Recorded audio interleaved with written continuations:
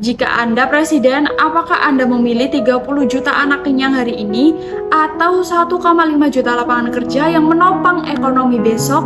Indonesia dihadapkan pada pilihan dramatis, menghentikan proyek strategis senilai 665 triliun rupiah yang termasuk IKN, PIK 2, dan kereta cepat demi program makan siang gratis atau MBG yang digadang-gadang senilai 150 triliun rupiah. Survei Maret 2025 mencatat 60% rakyat mendukung MBG, sementara 75% pengusaha konstruksi menolak kebijakan ini.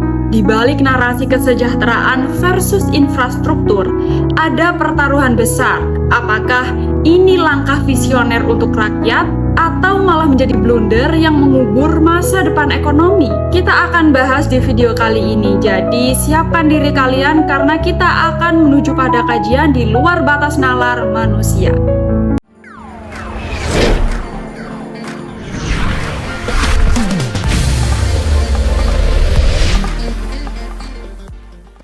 Chapter 1, kontroversi penghentian proyek besar.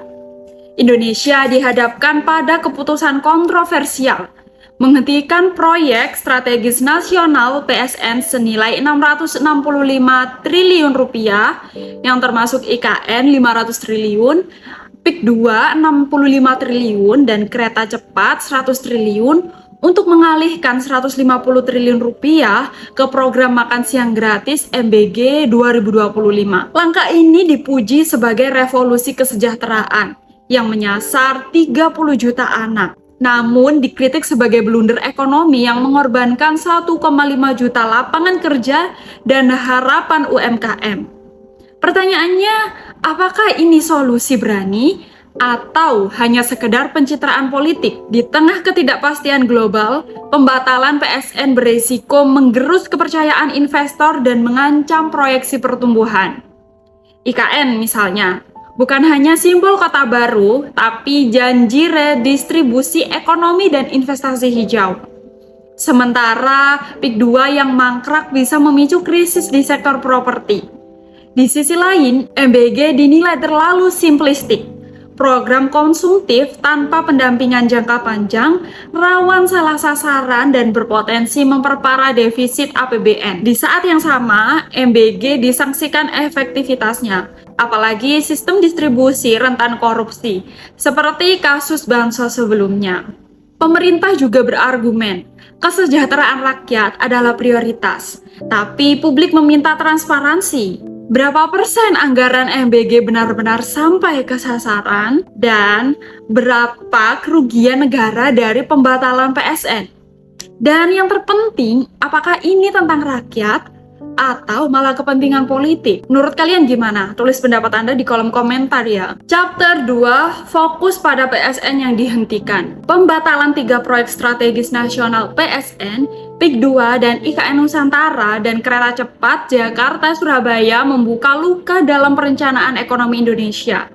Di balik angka 665 triliun rupiah yang dihemat, ada cerita tentang ambisi yang terkapar, kegagalan regulasi, dan juga dampak domino yang mengancam jutaan orang. PIK 2, reklamasi yang menyisakan masalah.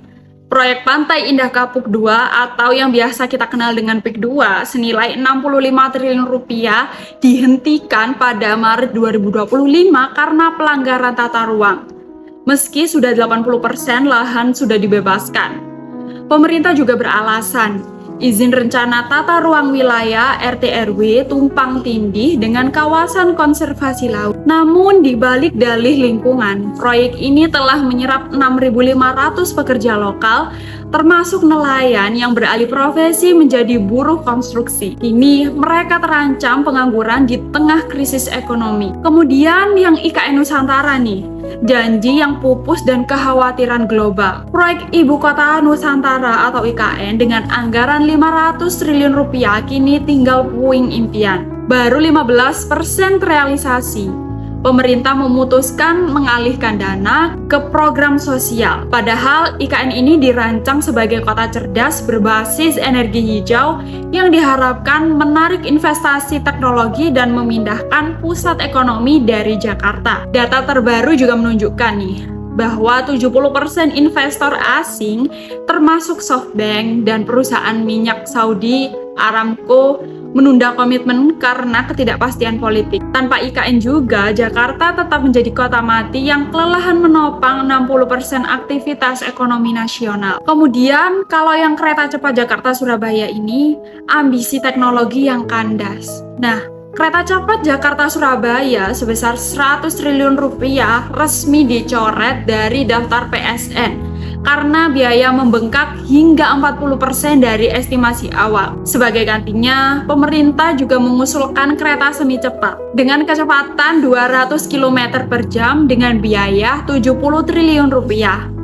Namun, ini berarti Indonesia kembali tertinggal dari Malaysia yang sudah mengoperasikan kereta cepat Kuala Lumpur, Singapura sejak 2024 lalu. Kini dengan pembatalan ini, target penurunan emisi karbon dari sektor transportasi diprediksi meleset 30%. 3 proyek ini bukan sekedar angka di neraca, tetapi potret kegagalan mengelola prioritas. Yang menjadi pertanyaannya adalah, apakah program makan siang gratis senilai 150 triliun rupiah ini benar-benar lebih mendesak ketimbang investasi jangka panjang? Chapter 3. Apakah MBG layak menggantikan PSN? Program makan siang gratis senilai 150 triliun rupiah digadang sebagai revolusi kesejahteraan untuk 25 juta anak SD dan 5 juta ibu hamil. Namun di balik narasi heroik ini, data Maret 2025 mengungkap fakta mengkhawatirkan bahwa 30% anggaran MBG setara 45 triliun rupiah berpotensi bocor akibat korupsi di tingkat daerah, manipulasi data penerima, dan markup harga komoditas. Laporan di Indonesia Corruption Watch atau ICW juga mencatat, dari 10 kabupaten atau kota yang menjadi pilot proyek MBG, 4 diantaranya terindikasi penyelewengan mirip kasus Bansos pada 2021. Pertanyaannya adalah, apakah program ini benar-benar gratis atau justru menggadaikan masa depan ekonomi Indonesia? Menurut kalian gimana? Tulis di kolom komentar ya. MBG memang menyasar stunting 21% pada 2024 dan ketimpangan gizi. Tapi program ini hanya bersifat konsumtif tanpa intervensi struktural. Memberi makanan siang tanpa sanitasi layak, air bersih, atau edukasi gizi ibu hamil ibaratnya memompa ban bocor. Data Kementerian Kesehatan sendiri menunjukkan bahwa 70% kasus stunting disebabkan oleh faktor lingkungan, bukan sekedar kurang makan. Di sisi lain, anggaran MBG yang tersedot korupsi berpotensi memperparah defisit APBN. Pembatalan 3 PSN, yakni IKN 500 triliun, PIK 2 65 triliun, dan kereta cepat 100 triliun mengubur potensi multiplier efek hingga 1000 triliun rupiah. Proyek IKN misalnya bukan hanya tentang memindahkan ibu kota nih, tapi merancang ekosistem ekonomi hijau yang diproyeksikan menarik investasi asing hingga 200 triliun rupiah per tahun. Tapi, apakah kita sudah hitung dampak ke industri konstruksi? Di chapter berikutnya kita ungkap nih fakta mengejutkan tentang PHK massal dan anjloknya saham BUMN. Jadi mari kita bahas di chapter selanjutnya. Chapter 4, dampak berantai ke industri konstruksi, PHK massal dan saham ambruk. Pembatalan proyek strategis nasional tak hanya mengubur mimpi infrastruktur, tetapi juga memicu guncangan dahsyat di industri konstruksi. Data Maret 2025 mencatat 200.000 pekerja konstruksi terancam terkena PHK. Jadi sebagian besar adalah buruh harian dan juga tukang bangunan yang keluarganya bergantung pada proyek IKN, PIK 2, dan juga kereta cepat. Asosiasi Konstruksi Indonesia atau AKI juga memperingatkan, dari kredit macet perumahan hingga meningkatnya angka kemiskinan di kota-kota penyangga proyek seperti Balikpapan dan juga Purwakarta. Nyatanya MBG hanya menyediakan 0,03% lapangan kerja baru di sektor logistik distribusi makanan, jauh dari solusi. Di sisi lain, multiplier efek dari PSN yang hilang mencapai 1000 triliun rupiah.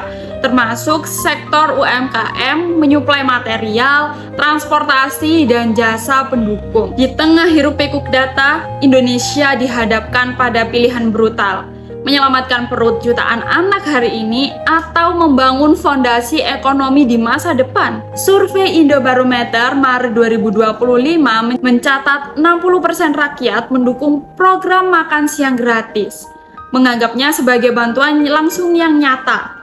Namun 75% pelaku usaha konstruksi bersuara lantang. Pembatalan PSN menghancurkan rantai pasok, menganggurkan jutaan pekerja, dan juga memperburuk iklim investasi.